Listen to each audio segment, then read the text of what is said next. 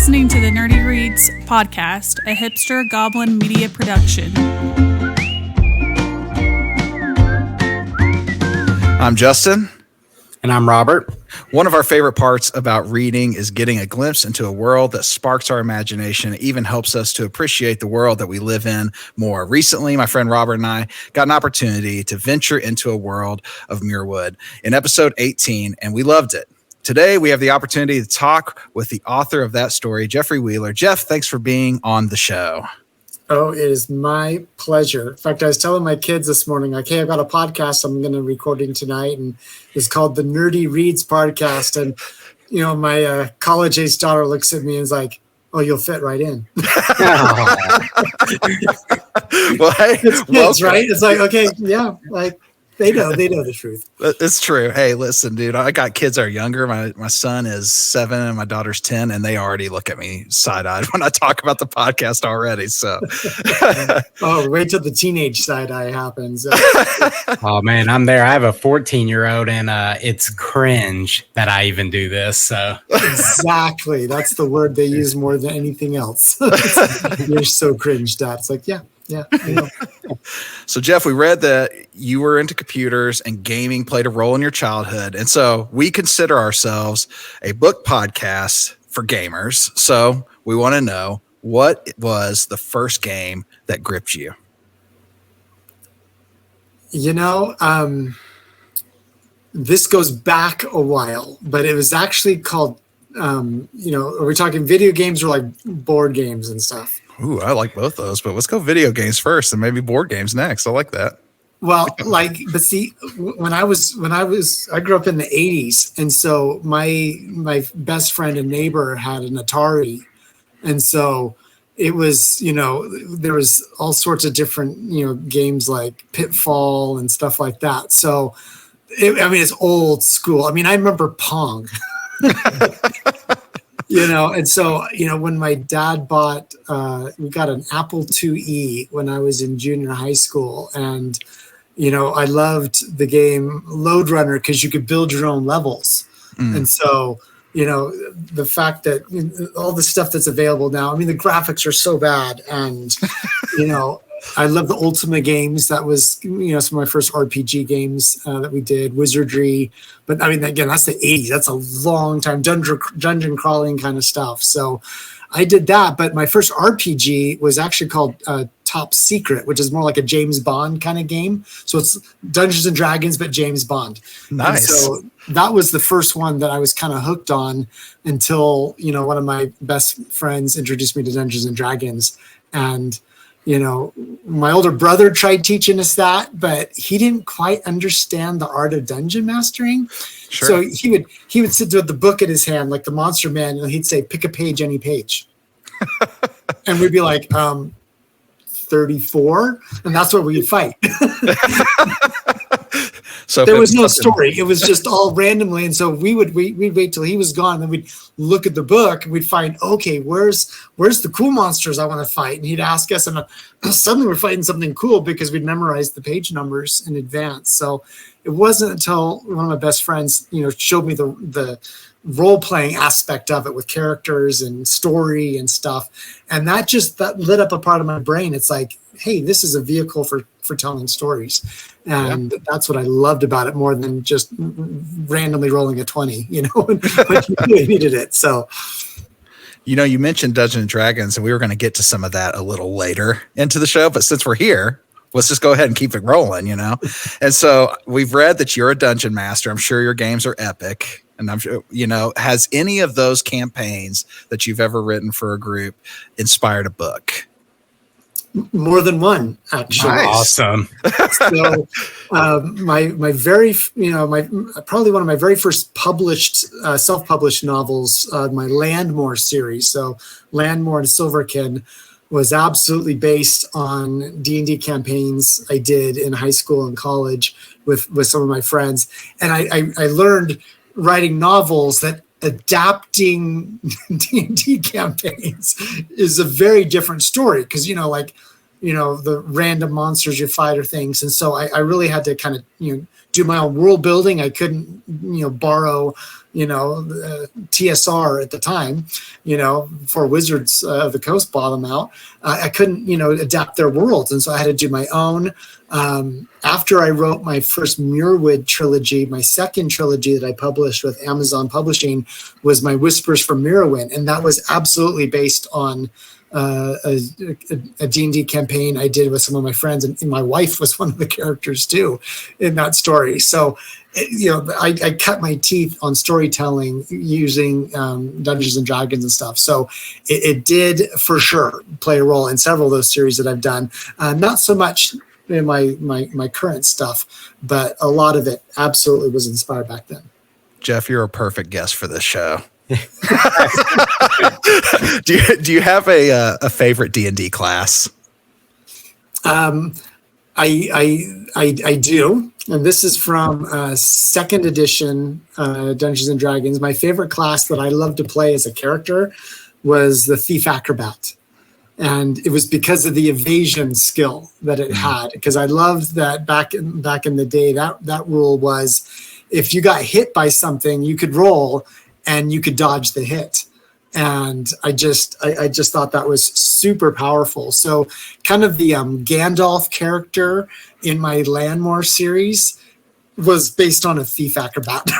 That's awesome. Basically, because I didn't want a wizard with a staff. I wanted a guy who's more ninja than wizard, who could, kick butt and take names. And so he was, I had to reinvent that character class. I called them sleepwalkers. And, that was all based on that originally. That's awesome. It is awesome. You mentioned the TSR. So are we talking like Dragonlance? Oh, yeah. I read all the Dragonlance series when I was in high school, when that stuff came out. I loved Margaret Weiss and Tracy Hickman. I read more than just Dragonlance. I read a lot of their other series too. They were hugely inspiring to me as a dungeon master, actually, because I just love the stories and the interconnectedness and just the cast of characters. And so I would get together with my friends and I would be spinning stories, late into the nights on weekends and holidays and vacations and stuff. So absolutely love Dragonlance. Man, I love Dragonlance too. And I've read some of the works by those authors. So am I not the only one in the world who's read the Deathgate cycle then? Have you read that? I have. A long time ago, but I have. You are not. It's just us two. You're not. You two stand alone. So we know that you're a busy guy. You just released a book recently, and you have another one dropping this month. What's life like these days? I'm always working on something else, and there's always things going on. So I've got a Kickstarter I'm about to launch. I've got some author classes. I've banded together with some other authors that I go to writer seminars like every year, several of them. And I've seen some of these other authors teach, and it's like, they're really good. And so we've actually banded together, and we're going to do some writing courses, because I think about like anybody who wants to attend my classes, it might take you a decade, right? If you happen to go to Dallas or Utah or, some of the Seattle or wherever I'm teaching that year, you might get one class and you might not ever get the other. So I've been recording them. So have we all, and we're calling it writer's block. Nice.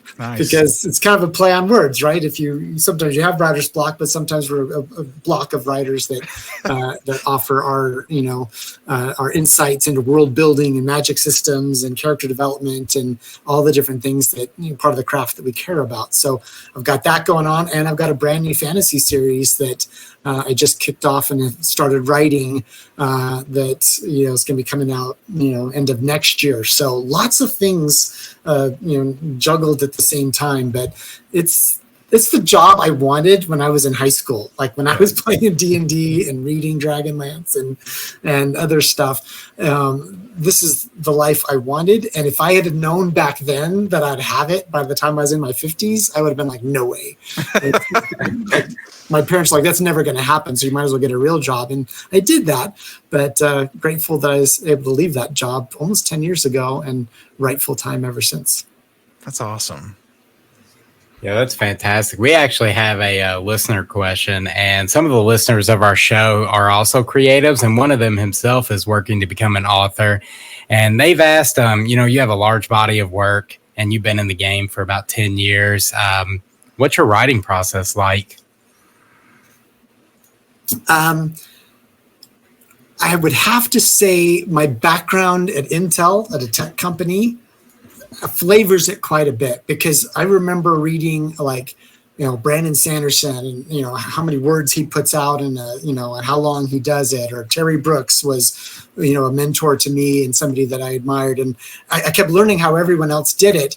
But for me, I wanted to find out what's the most efficient way I could write a book in the least amount of time, and so I spent a lot of time trying to figure that out for me. How do I get into a flow state as quickly as possible so that my writing sessions are as productive as possible?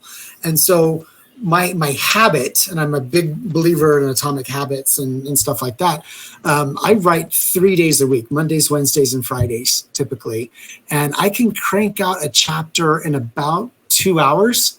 And so my goal is, to sit down, write a chapter in one sitting in about 2 hours. And so I do about 3 chapters a week, and that means I can write a book in about 3 months. Wow. Just based on my word count, which means I can write 3 to 4 books a year. And so I always have something in the pipeline. I'm like 4 books ahead of my readers right now. So, but when they ask about my new release, I'm like, oh yeah, what was that book again? Because it's been a while since I've read it. And so one of the things I like to do is I actually will listen to the audiobook around the time it comes out, just to refamiliarize myself with my novel. So as people ask questions or whatever, it's like, oh yeah, that's kind of the story. And that's part of the closure for me, is listening to my narrator. Kate Rad does such an amazing job with her audiobooks. And I keep her coming back because she does such a great job. But that's kind of my process, is 3 days a week, 3 to 4 novels a year, and just keep that cycle going so that I can, a lot of authors maybe do 1 or 2 books a year. And I'm like, I'd be bored. I need more stuff to do. So it's a pace that I can maintain, and I have been maintaining for like 10 years now. So with you churning them out like that, do you ever get writer's block at all? I don't.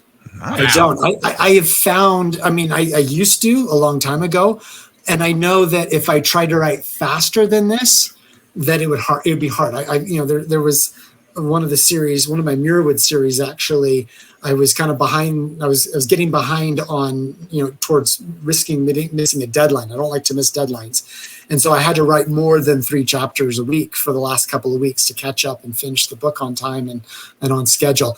And that burnt me out. I was like, whoa, okay, that pace was a little bit more rigorous than I want. So I imagine if there's authors out there that have maybe tight deadlines or don't know what a natural running pace is for them, that, yeah, you could get that. But for me, even if I don't know what I'm going to write that day, I sit down and then the creativity turns on, because I've trained myself to turn on the creativity at that time. And then I just write the chapter, even if I don't really know what I'm doing. I show up to work, and then the imagination comes. And that's, to me, one of the secrets of my success is you just show up to work, and your brain will go like, oh yeah, it's time to give you ideas, and let's just do it. So it sounds like to me, do you live in like both sides of your brain? Like, do you have like that type A and type B where you're like super organized, but yet super creative, and you can do both things? Because it sounds like it. I can do both things, but not simultaneously.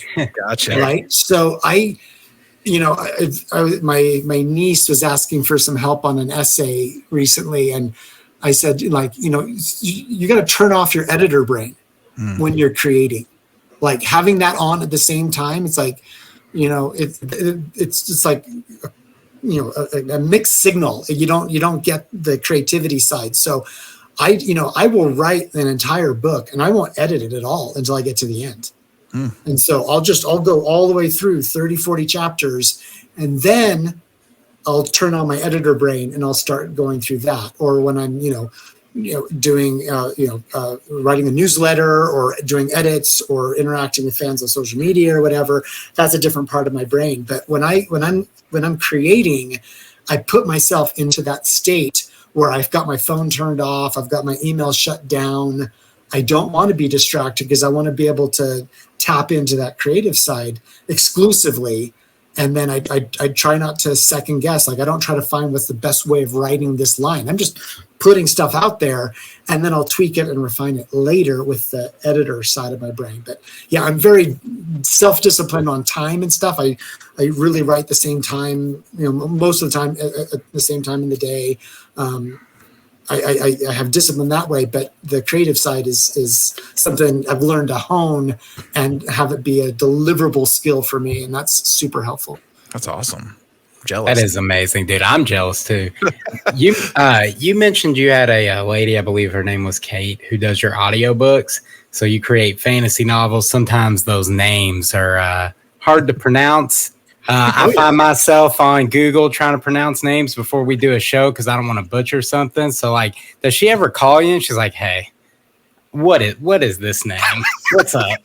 Every book. And so you're not wrong. And it's funny. And so when we first started collaborating together, she would send me is this how to pronounce it? She'd put her take. She doesn't even do that anymore. So our process, and regardless of which publisher I'm working with, it's like, I want to work with Kate. So she'll shoot me an email a day or two before she starts recording because she's already read the book, and she'll capture all the names and places and things that she's not like solid on. And she'll just send me a list. And so I'll just, I'll pull out my phone and I'll record myself saying the names. And then I take that sound file and I email it to her. And so then she can listen to it and go, oh, okay, because there's multiple ways you can interpret. A G, is it hard, it's soft, whatever. And so she will listen to it, and then she'll incorporate that into her performance. So I tell people, like, when people say, how do you pronounce this? I'm like, just listen to the audiobook. If you really care, you can listen to it on Kindle Unlimited for free. Sure. Listen to it and listen to how it is, because it's canon. If Kate pronounces it this way, it's canon. And even if I disagreed, it's canon if she says it. Hey, because she's narrated, so many, like almost all of my books. So it's like, we've got a great partnership. And if she doesn't know, she'll reach out and check it with me. Well, full transparency, before we did the episode for the Druid back then, we were like, Robert calls me the day we start reading it. He goes, hey, dude. I go, what's up? He goes, we're reading a fantasy book. I can't pronounce half these names. So we had to go back through. We were listening to the audiobook to make sure that when we were saying names, we were getting them at least close. I appreciate that.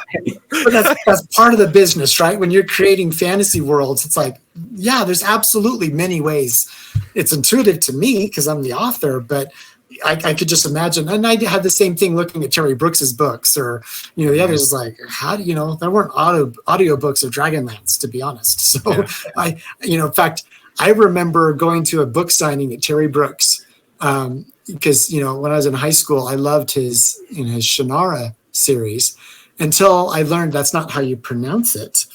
And I learned that because I heard him say it at the book signing. He's like, it's Shannara. I'm like, I like Shannara better, but I've heard it from himself, so I have to learn how to say it correctly. But for years, I was mispronouncing it until I actually met him in person and heard him say it. I'm like, oh, I totally never would have gotten that. So you're a smarter dude than we could ever pretend to be. What inspired you to transition from working at Intel to becoming a fantasy writer? I know it's been your thing forever, but what made you finally say, I'm taking the leap and doing the thing? Well, it was not an easy decision. I know a lot of authors that quit their day job after they got their publishing deal. But I'm like, I don't know. I don't know what the results are going to be. And even after, Amazon, because I self-published my Legends of Muirwood, that's what I'm going to be doing my Kickstarter on, is that first series that kind of launched me. So I'd self-published that, and then Amazon Publishing came and they bought that book as well as the next 3 that I was working on that was based on Dungeons and Dragons, actually. And so I waited until those books were coming out. I wanted to see what the sales were like, and Muirwood did really good, but the second series didn't do as good. So I'm like, okay, I'm not sure it's time to jump ship. I talked to my wife, in fact, I remember having like frozen yogurt or something together on date night, and we're talking about like, okay, what would it take like to leave Intel? What would we need to do to feel comfortable, making this decision? What's the criteria? And we kind of came up with a list of things like maybe if we had our house paid off, right? So that we didn't have a mortgage to pay. Okay, that would make us feel comfortable. What if we had some savings, right? So that way, if all of a sudden book sales tank. So we kind of came up with that list of criteria, and we met most of the list of criteria after a couple of years with Amazon. And I saw that, what I realized, the calculus of writing is that it's kind of a long tail, right? Your new book comes out, sells really well, and then the sales go down to kind of a standard rate. And the more you stack onto that, right, the more books you have stacking on, the better that long tail becomes. And so, Pub Day's awesome, a bunch of sales in the first, couple of weeks or first month, and then things go back down to normal again. And so the more books you stack, the more sustainable it's going to be, because that way you're not reliant on any one book or any one series to provide your income. And so I realized, when I was working at Intel, I'm like, well, I can crank out one book a year with a full-time job. If I leave this full-time job, I was betting I could do 3 books a year. Wow. And so I took a risk. I made a deal with Amazon. I said, look, I'll write 3 books. Why don't you publish them kind of closer together, not a year in between, but let's publish them a couple months in between. They were willing to do that. And so I still remember telling my boss, it's like, I'm leaving. I'm gonna quit. And he thought I was nuts. A lot of my coworkers thought I was nuts, but I had a couple years of data by that point to show what normal looked like in terms of a really popular series versus a not as popular series. And it's like, the more I throw on this, the better it's going to be. And if I can do this full time, I can throw stuff on it faster. And that turned out to be the case. And it wasn't until my 10th book that I really hit a hockey stick in terms of sales, better than anything Muirwood did. And that just raised the tide of everything. And so never looking back. And so I still keep in touch with some of my Intel friends. And sometimes I have nightmares that I'm still there. Like sometimes you have those dreams of college or high school or something. I have dreams of Intel, nightmares of Intel, like I haven't left yet. And I'm like, what am I doing here? It just doesn't make sense. But I don't regret it. Like, I don't regret it a day. It was the right decision. But Intel really shaped who I am as an adult, and a lot of my habits and a lot of my business savvy and stuff came from there. And like Amazon's my publisher, and they're a tech company. I speak their language, right? I understand tech companies. And so when we have conversations, it's very different than the other authors that they work with that maybe don't have the same background that I have. Yeah. So was it always going to be the fantasy genre as a writer? Was there another genre that interested you, or just straight fantasy? Great question. So while I was in high school, I wrote 5 novels. And one of them you could probably call paranormal. The other 4 would be called thrillers. And so the first novels I actually wrote as an author were more thrillers. It was while I was in college that I decided to try turning, D&D campaigns into novels. And one of the things that was attractive to me about fantasy novels is you get to invent stuff. You not just the magic systems, but you don't have, you're not bound to the laws of physics. You're not bound to the laws of geography. You need to come up with ways that people get from point A to point B, but teleportation is pretty awesome.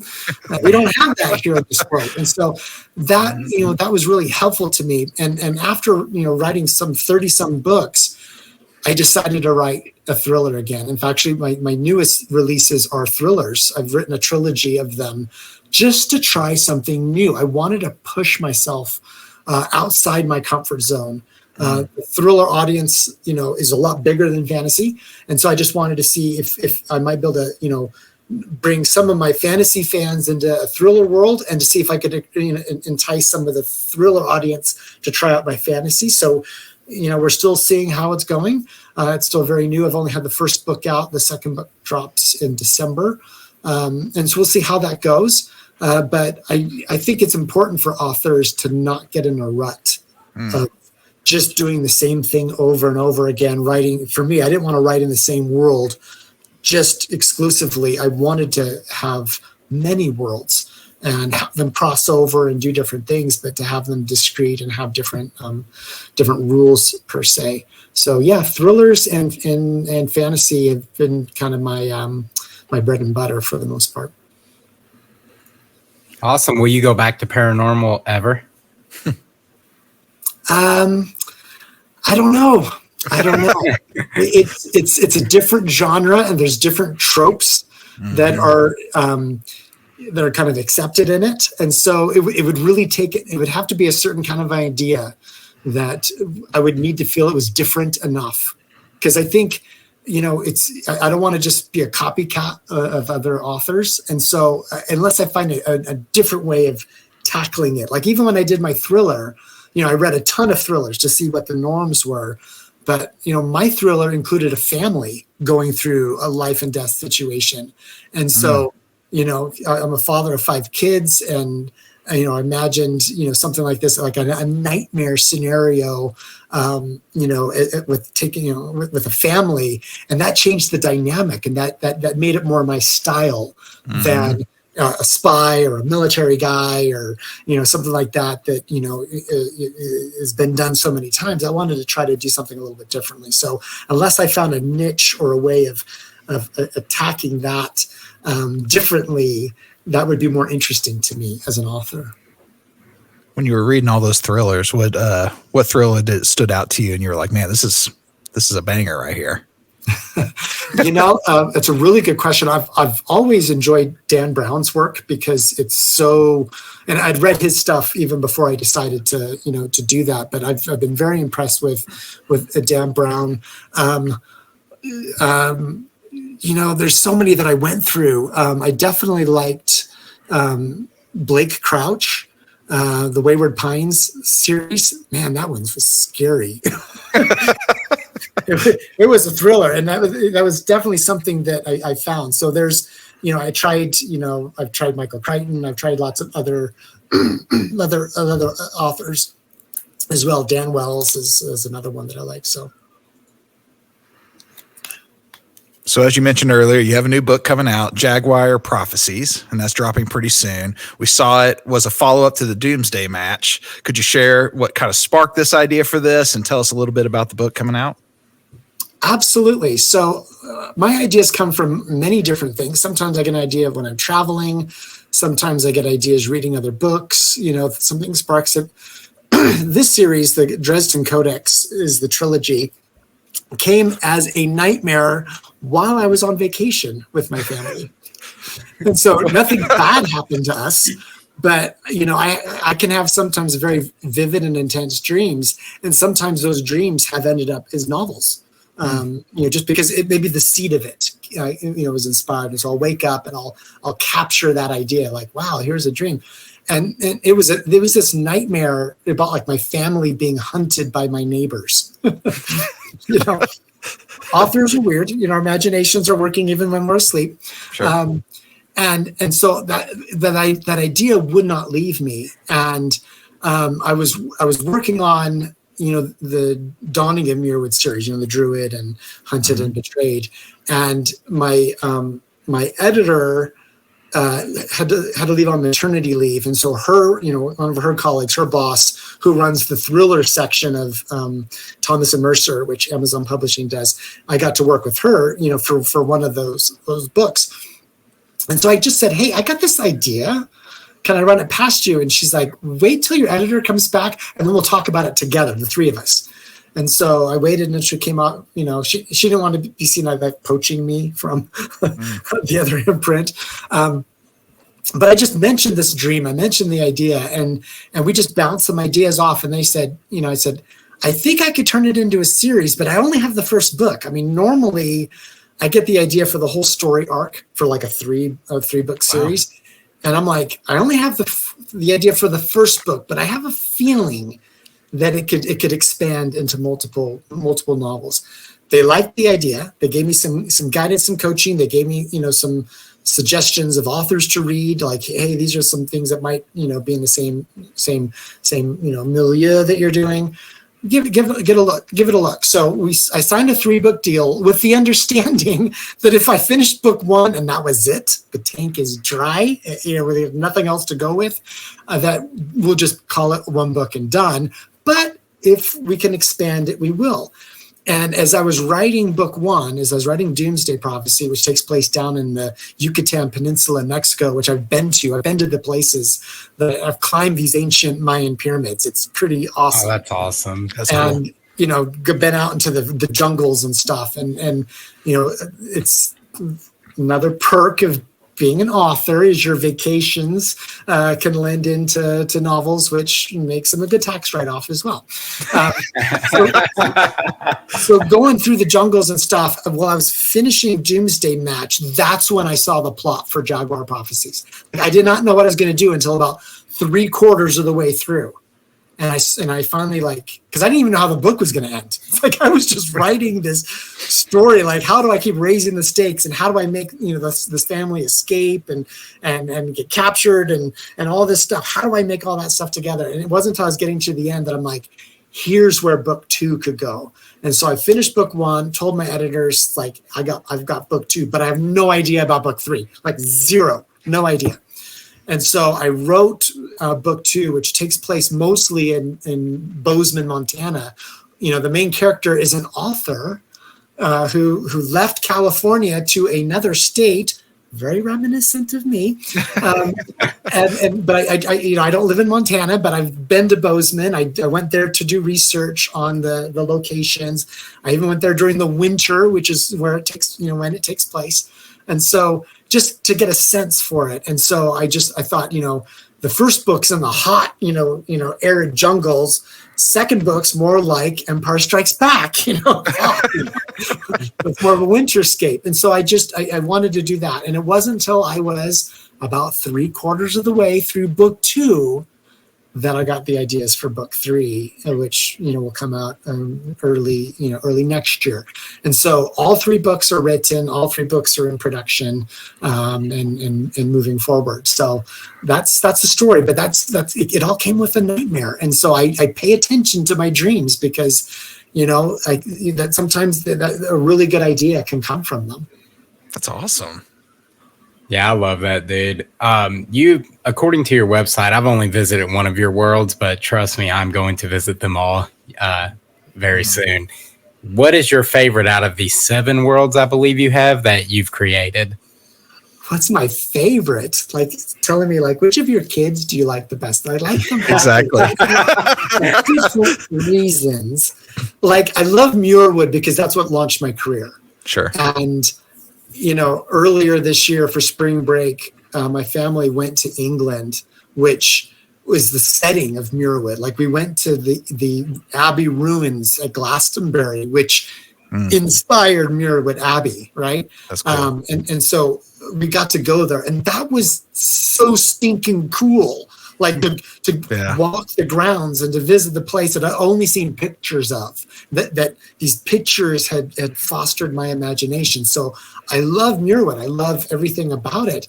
But my King Fountain world is my top selling world. It's the one that has changed the trajectory of my book sales and stuff. And the main character in The Queen's Poisoner is actually based on one of my kids, my youngest son. And so when I told my editor, it's like, hey, I'm going to write this fantasy book where the protagonist is an 8-year-old. And she's like, he was like, no, you can't do that. I'm like, no, I think I can. And he's like, you got to make him 12, maybe 14. I'm like, no, it's got to be 8. He's like, no one's going to want to read this. I'm like, I think you're going to want to. I really think the story is compelling because it's not that he solves all the problems, but he's got a poisoner who's taken him under his wing and is helping him survive, like in a Game of Thrones kind of environment. And so she's the Jedi. She's got the skills, and she's trying to help him get out of this dilemma. And it really, it was kind of this almost a mother-like figure to him, because he's ripped away from his family, and he's getting, he's held hostage to this ruthless king that, is known to kill enemies, even children, right? And so, like, high stakes. And so my editor was like, I don't know. But I still remember when I got an email from him as he read the first book. I was like at a gas station, like in the middle of the Nevada desert, I think. And I was filling up, and I saw a note from my editor, and he's like, I love this kid. It's like, I love this kid. I love this story. I am a huge fan. King Fountain it is. Like, we've got this thing. So, and I've heard that from so many fans, that having such a helpless protagonist, just was so different than what else was out there at the time. And the world building was interesting. The tension was there. And in the second book, he's older, right? He's more of a teenager in the second book. But I had to keep him an 8-year-old. And I'm glad my publisher let me have the freedom to explore and to say, I think this can work. And at least let me try. And we did, and it ended up being my most best-selling novel. I mean, it's done really well. So King Fountain is very special to me. So can I have twins? Maybe that's you can have twins. Well, twins are okay. Yeah, go for it. So do you have a series that you would recommend to new readers of your work? Like, if you had a series and you're like, hey, here's somebody who's coming in to your worlds for the very first time, what are you giving them? Well, the general thing I do is I point them towards King Fountain and the Queen's Poisoner. It's like, it's a standalone novel, even though it's the first book of a series, but it tells a complete story. And so it's a good gauge of whether or not somebody's going to like my writing style. But when I'm asked specifically, like somebody says, what should my grandson read? Or what should my granddaughter read? I try to find out a little about them first. Sure. Because that will change what I recommend. Some people I recommend Muirwood first, because I think that they might like that better. Some people I recommend Harbinger first, because it's fantasy, but it feels more, 17th, 18th century fantasy than a medieval fantasy. And so really depending on their interest, am I talking to the grandpa, or am I talking to the mom, or am I talking to, one of my nieces or nephews' kids, right? So I really want to see what, it depends on who the person is, like for you guys, if you like D&D, I might point you towards Whispers from Morrowind, right? Because you're going to be like, that feels more like Dragonlance. But if you like knights who can kick butt, the best swordsman in the world, I would point you to my Knight's Ransom series. And so really as I get to know somebody, I'll try to guide them towards something that I think they might like the most, because if they have a really positive first experience, then they're going to want to go. So I'm glad you guys like the Druid and that stuff, and that introduced you to to my worlds. There's plenty more out there that you might like even more if you gave it a try. So I would rather have that first experience be the best possible experience it can be for a reader, because then they're going to want to stick around. Yeah. There's a lot of fans of Dragonlance that listen to this. And so you just probably sparked some people's interest with what you just said. So including mine. So I'm in for that. That's cool. Mine as well. I'm going to finish that trilogy we started, though. It won't be the only book of yours on this podcast. That's for sure. For sure. Cool. So your faith has been a huge part of your life. How has that influenced your writing?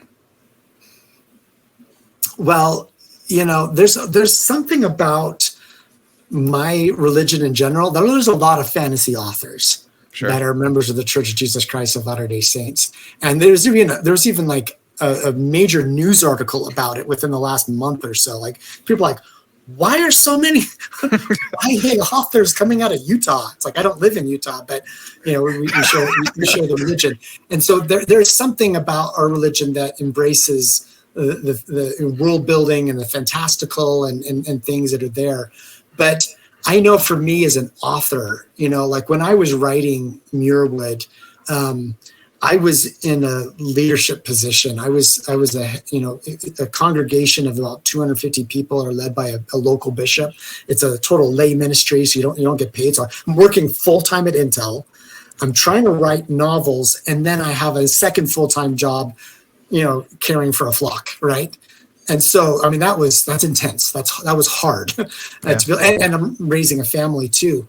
But when you get to know people and get to see what's going on in their lives, it affects you. And a lot of the things I do for character development, I learn from that. Like talking to people, like, the problems that they've had, or deaths in the family, or whatever. It makes you feel like as a human being. It makes you feel when you see somebody going through something that's really hard. And so a lot of the characters of my books are people that I know. Some people that I've known from Intel, some people I've known from different congregations through my life, some people I've known from college, other authors. We're always looking at people and watching people, and who are the kind of people that resonate, with you, that's like, wow, that'd be such an interesting character because of how they look at the world, or how they faced a really difficult thing. So,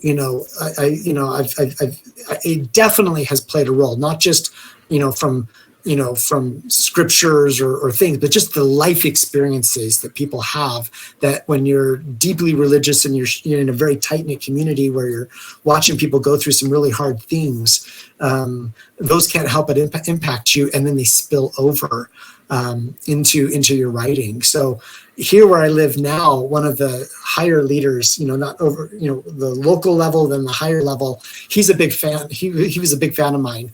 And so when I moved into town, it's like, wow, a fantasy author. And he and his family like read all my books. And so I've thrown him into one of the books, and like his name, like almost spelled exactly the same way. And his wife read it first. I still remember getting a text from her like, oh my gosh, you put my husband in the story. And I'm like, don't tell him. Don't tell him.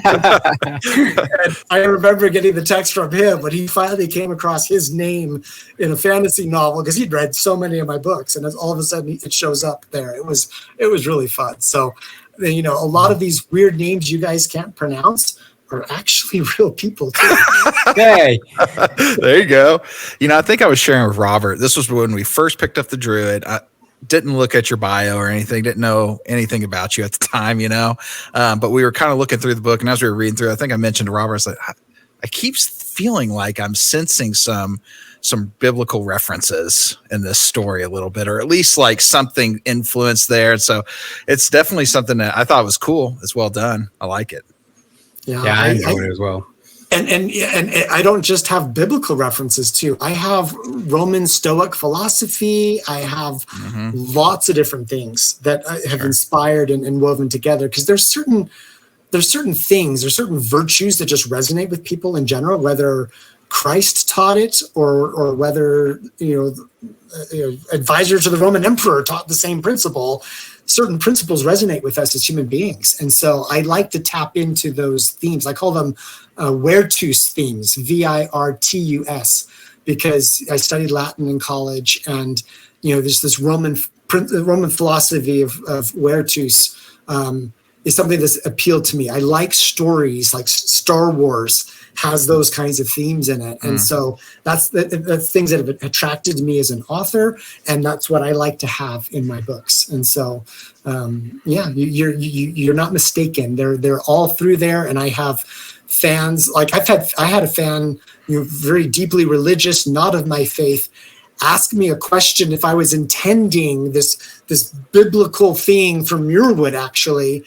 And I had to look it up because I didn't even know what she was talking about. And I'm like, no, that was totally not deliberate, but that's cool. And I'm glad you noticed that. And now I just learned something from the Bible that I didn't already know. So it's just great, because sometimes people see things that aren't there. But yeah, you're right. That stuff, I do weave some of that stuff into it too. Yeah, it's awesome. All right, we're going to go back into more about, our podcast. We do books, we have some gaming, but we also do beverage reviews. So do you have like a go-to beverage when you sit down to read? Like, all right, I'm going to read a book. This is what I'm sipping on. I knew this question was coming.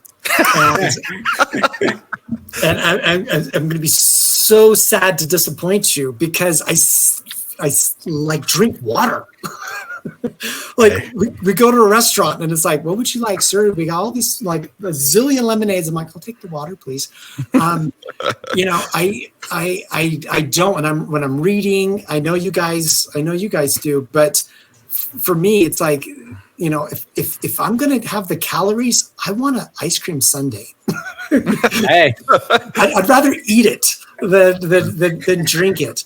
But I will say, because I knew you were going to ask this question, that one of the things from my books that is beverage oriented that I get a lot of reader questions about is the cider from Muirwood. So you're reading the Dawning series. We talk about these apple trees that are there in Muirwood. So you're reading the kind of the prequel trilogy. Later on in the series, the cider from Muirwood is like world famous. And so, it gets exported like to other countries and stuff. It becomes very famous. And so I've actually planted my own apple trees here at my property where I live. And it's a hybrid of apples between a Fuji and a Honeycrisp that can survive extreme cold, which is where I live. And so I haven't had my first crop yet, but some of my neighbors have apple presses. And so I've actually gone and pressed apple juice at some of my neighbors' places. And so I'm looking forward to creating my first batch of non-water Muirwood cider from my own apple trees and my own house. And I think that's going to be my favorite drink when that comes. So when that happens, we need you to send us some so then we can drink it and review it on the show. You know what I mean? I think that would be awesome. I think that would be so cool. You'd be like, and my fans would go nuts because they'd be like, take my money. I want Muirwood cider. So I haven't thought of any way of marketing it, but how awesome. Because homemade fresh apple cider is so good. I mean, it's like, it's so sweet and so addicting. It's delicious. So that will be my new favorite drink. There you go. We've been fans of drinking water and reading books here. I mean, I know this can suspiciously looks like it's a alcohol beverage, but this is actually fancy water can. It really liquid death. Yeah. It's great marketing, liquid death. Well, it's funny because I have well water here. I mean, this is, I knew I was going to be online, so I had a little water bottle, but I have well water. And we have people who come over, like my sister-in-law will come over and fill up like a huge water thing because our well water tastes so good. And like when we go traveling, the kids are like, oh, the water here is gross. I can't wait to get back home. So, Muirwood water is not too bad either. So we have a question about your books. And so if you could hang with any of your characters for one day, who would it be? Oh my gosh. So we have a small sample size, but I bet Robert and I would probably hang out with the same person. Oh yeah, for sure. Yeah. Well, I don't know who you're guessing, but for me, it would be Anchorette from my King Fountains. She's the poisoner. Okay. And if I could hang out with her, that would be so awesome because she's she's a fan favorite. What's different about her is she used to be a midwife before she was a poisoner. And so she has a deal with the king. For every person she kills, she gets to save a baby or save somebody. And so she's very compassionate, but her arch enemy poisoned her. So she's dying, and she can't stop it. And so it's somebody who lives with a kind of like a chronic illness. And even though she knows she's dying, and even though she knows that she's not going to be around forever, she's still trying to do the right thing and help people. And I've written a series of standalone novels just with her as the main character. In fact, my latest Anchorette story comes out in 2 weeks. Normally, that's the fourth book I wrote this year that I wasn't even intending to write. I ended up writing another anchorette story, and so that is kind of it's kind of a murder mystery almost that she gets to solve. And that book comes out in 2 weeks called The Widow's Fate. So I know a lot of readers who want to hang out, but you haven't even read her yet. So who would you want to hang out with? Go ahead, Robert. Oh, dude, the Druid. Mordaunt. Yeah, me too. I know he's like kind of a smug. He's awesome. But it's like, come on, man. You know, he seems like after a while, once you get to know him, he's a pretty cool dude. You know what I mean? Probably teach us a thing or two. You know what? I am not surprised, and I can't hang out with him because he would give me such a hard time. I mean, I just know his personality. He'd be like, "You're a puffet." I'm like, stop that. just for a day, I would though. Whatever, man. Absolutely. Take his food up to him. Whatever. Absolutely. So, yes, he is a fan favorite because he shows up in other places too. Oh, well, dude, we got to invest in this world. We are going to invest in this world. What is one thing your readers may be surprised to know about you? Give us a Jeff Wheeler fun fact. Something nobody else knows. Something really embarrassing. Off the wall. Well, there's plenty of those. And I'm trying to think because I've been asked that question a lot and I've disclosed a lot of my personal foibles, but mostly just some of my closest friends know this. I get lost really easily. Like literally I have to take GPS like down the street. I can't tell you how many times I have been lost on the road, traveling, going somewhere. Like one of the most famous stories is my wife and I were in San Francisco with her parents. I think we're about to go see like Phantom of the Opera or a Broadway play, and we leave the restaurant together and we're driving away, and then my mother-in-law realizes she left her purse at the restaurant. And so this is San Francisco, this is rush hours, traffic. So we're turning around, and turning around in San Francisco is hard. So I say, hey, just drop me off. I'll run back to the restaurant. And then by the time you guys have made 3 left turns as 1 right turn, I'll have the person back. Well, I ran the exact opposite. and this is before cell phones and stuff. And so I'm like running through San Francisco and they come back and they can't find me. So they go get the purse. And then they're hunting for me, trying to find where did Jeff run off to? And that's happened.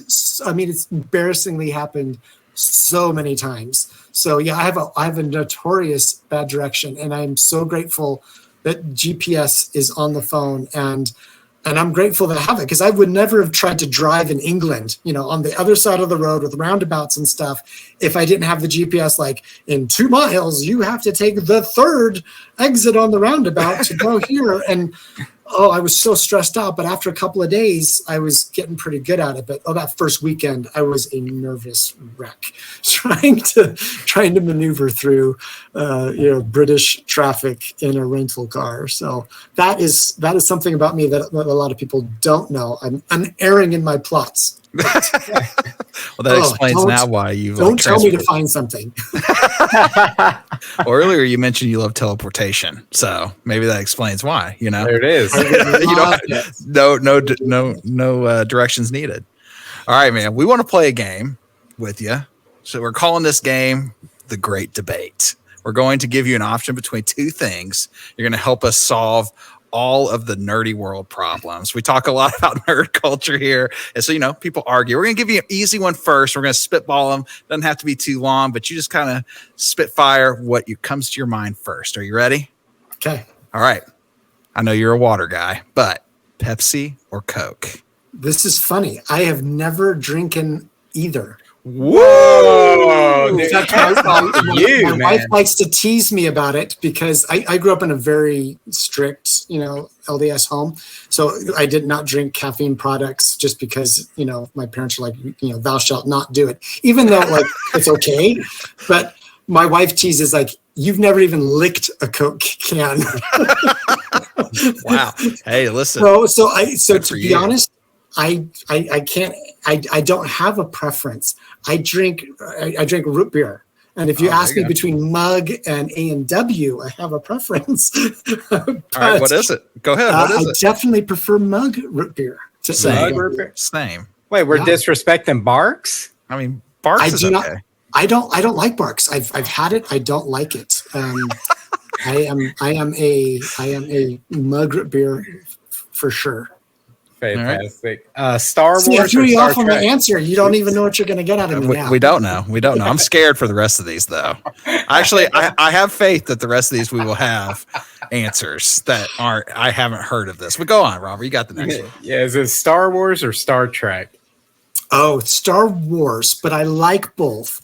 1977, I was at Star Wars in my theater where I was a kid. In elementary school, I remember my parents went and saw it first, and I hated them.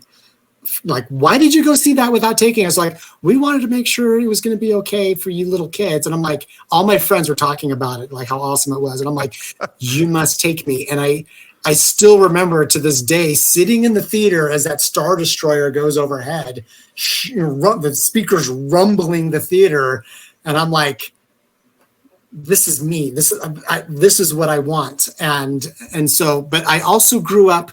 My dad was a nerd, and we would have hamburgers on Saturday afternoon and watch the original Star Trek series every Saturday afternoon. So I grew up watching Star Trek. I grew up watching Star Wars, but I would never want to own a lightsaber because I would really be afraid I'd cut off one of my own limbs. So yeah, absolutely. All right, since you said you like both, we'll ask you both of these too. For Star Trek, Kirk or Picard? I grew up with Kirk. I grew up with Kirk. Yep. And I've been watching Strange New Worlds, and even the Kirk they have there, I'm kind of like, no, he's not quite Kirk enough for me. I thought Chris Pine did a decent job in the JJ reboot. I'm like, he kind of has the sass that I was expecting, but yeah, the original Kirk was my favorite.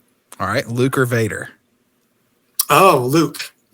Nice. Absolutely. My parents bought us the little Star Wars action figures for Christmas, like 1977, and I had Luke and R2. My brother had I had Luke and Leia. My older brother had Han and Chewbacca, and then my younger brother had C-3PO and R2, and he was so mad that he got the droids. It's like, I don't even get a cool character. I was so happy that I had Luke. And for my 8th birthday, I actually had the large-size Luke action figure that Kenner did a million years ago. So, yeah, Luke, for sure. All right, man. Lord of the Rings or Harry Potter? Oh, man. Yes. Watch him go, I haven't read any of these. So No. I love them both. But movies, I like Lord of the Rings better. In fact, Lord of the Rings actually probably has surpassed Star Wars as my favorite movie. When I saw that in the theater, I was kind of like, I'd been so disappointed by any D&D derivative kind of thing at all. And within the first 10 minutes, like my wife and I looked at each other like somebody finally did it right. Mm-hmm. And we were glued to the screen, and we went back to the theater 3 or 4 times to see it in the theater. I've seen the extended editions, I've seen them all. I love that. I love the Harry Potter books more than I like the Lord of the Rings books. So in terms of adaptations, they did a better job adapting it in my mind and made a more compelling movie. But I like the Harry Potter books better than I like the Harry Potter movies. So I'll give a nuanced answer on that one. Yeah. There you go. All right. Marvel or DC? Oh, definitely Marvel. Sweet. Definitely Marvel. Now, I grew up watching Superman. I've liked the Batman movies and stuff. And I think I've kind of gotten weary of Marvel. I think, after Infinity War and Endgame, I think they should have stopped. I have not been as invested in the world, but like my kids all love Marvel, and like every time a new movie would come out, we'd go out to the theater on opening day. It was so fun watching them be as engrossed in their version of movies as I was as a kid with my version of movies. But I just think the storytelling is better. The character development is better in the Marvel movies, and I will take that to the hill and die on it. All right, then. With that being said, Spider-Man or Captain America? Oh, Spider-Man, just because I was a fan. I've been a fan of Spider-Man since I was like almost a baby. Like, awesome. I literally, there's like a recording of me talking about Spider-Man when like my mom has like a cassette tape recording of me talking about Spider-Man when I was like, a toddler even. And so I even recorded a video of my son when he was a toddler singing the Spider-Man song from the cartoon, the 1960s cartoon. And so we play that for the kids sometimes. And I have a video of my son singing the Spider-Man. Oh yeah. So yeah, definitely. I love Captain America too. He's a Wear-Tooth character. Love that about him. But I've been a Peter Parker Spider-Man fan since literally I could walk. So awesome. I hope this next one isn't too personal for you, but Intel or AMD? Well, I would show you my computer right here with an Intel Evo i7. I will not buy an AMD processor. And I have been known to tease people who own them. So, yeah, even though I left the company, I used to work in a wafer fab making chips, Pentium chips and stuff like that back in the day. So I know the technology that goes into making it. It was like working in the Millennium Falcon. I mean, it was so tech, so science, so it was like we're working in the future. That was really sweet. So I have a huge respect for all the, NVIDIA too. I mean, NVIDIA, oh my gosh, they do such a good job, the engineering of what they can do. So, but I still have my Intel Blue Badge from when I was an employee, and I still look at it sometimes. So these next three are toughies. So let's brace ourselves. Dragonlance or Forgotten Realms? Dragonlance. Yeah. I read a little of Forgotten Realms, but I did not like it as much as Dragonlance. And so that was a quick, easy one for me. Yeah, good. That's the right one. Video game wise, Sega or Nintendo? Nintendo. R.L. Stine or Stephen King? Stephen King. Nice. I read Salem's Lot when I was in junior high. Scared the crap out of me. And I went back for more and more and more. And R.L. Stine, that was not my generation. Sure. And so when I as an author, I like to see why things are popular, and I try to kind of not reverse engineer, but just kind of like why, like when Twilight came out and everyone was so into the vampires and stuff. I'm like, I'm not the target market for this, but I have to read it because why is it selling so many copies? What can I learn from it? And I learned a lot from it. But yes, Stephen King's a master storyteller for sure. Absolutely. Well, that is the great debate. And Jeff, you have been so gracious with your time, but we have one final question. We regularly discuss aliens, Bigfoot, chupacabras, and Nessie on this show. Do you believe in the existence of any of these things? Oh my gosh. I believe there's a lot of things we don't know. I am not a big believer in aliens. However, I love the X-Files. That was one of my favorite TV shows. Same. But and having so much place in the news, but I'm like, with that, I'd almost have to see it to believe it. But other things like chupacabras, and like I have in my Muirwood series, I have what's called the Fearliath, which is kind of like a monster that comes from like Scottish and Gaelic and Celtic legends and stuff. There is so much of that stuff out there, and I'm a historian, kind of by education. There's so much of that stuff like vampires and werewolves and mythologies and stuff that it's like, wow, they've been telling these stories for centuries. There's got to be something. There could be something there. In fact, my dad served his mission on a Navajo Indian reservation in Arizona, and he brought back some stories of the skinwalkers that still freak me out to this day.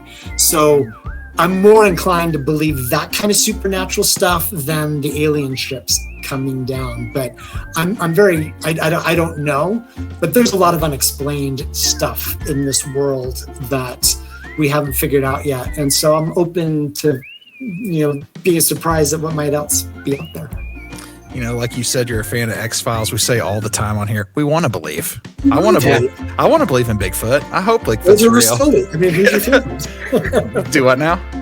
Mulder or Scully? Who's your favorite? I love Mulder.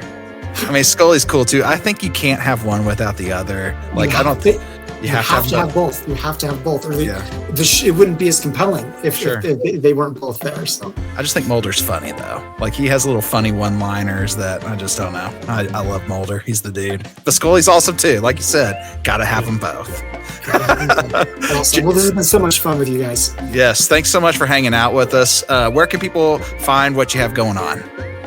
I recently, within the last couple of months, revamped my website.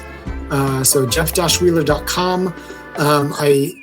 One thing that's a little bit different about my website than other authors is I have a way you can explore the worlds before you even start reading the books. Cool. So a lot of people are like, well, I don't know what I want to read. Do I want to read this? Do I want to read that? If you want to visit my Landmore world, you just, just do the drop down for worlds, click there, and you learn a little bit about the characters, the magic system, the locations. And I do that for each of the worlds. So that way people can kind of browse without having to actually, chapter one and start doing that. So I kind of have a way of doing that. And of course you can read or listen to samples and stuff online too. But that's where you can find all my social media handles, or even sending me emails. You can do that from my website. So jeff-wheeler.com. Awesome. And guys, keep up with us on our social medias as well. Robert, where can they find us? You can find us over on Facebook, Instagram, Twitter, and Goodreads at the Nerdy Reads Podcast. Hey, here at the Nerdy Reads Podcast, we enjoy a good story, believe that your story matters, so be good to each other and stay nerdy, our friends.